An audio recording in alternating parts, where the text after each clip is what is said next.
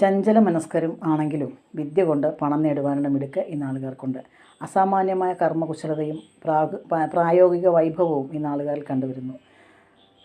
സമൂഹ മധ്യത്തിൽ മാന്യതയും ഔദാര്യവും പ്രദർശിപ്പിക്കും. കലകളിൽ സാമർഥ്യമുള്ളവരാണ് ഈ നാളുകാർ. ഈശ്വരഭക്തരായ ഇവർ സ്നേഹിതന്മാരുടെ നന്മ ഇഷ്ടപ്പെടുന്നവരാണ്.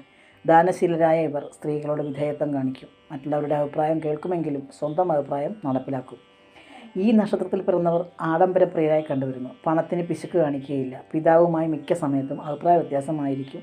21 വയസ്സിന്മേൽ സ്വന്തമായ ഒരു ചിന്താഗതി ഈ നാളുകാരിൽ കണ്ടുവരുന്നു. 40 മുതൽ 50 വയസ്സുകൾക്കിടയിൽ സ്വസ്ഥവും ശാന്തവുമായൊരു ജീവിതം ഈ നാളുകാർക്ക് ലഭിക്കുന്നു. ഏറ്റെടുക്കുന്ന ഏത് ജോലിയും ഭംഗിയായും ഉത്തരവാദിത്തോടും കൂടി ഈ നാളുകാർ ചെയ്യുന്നു.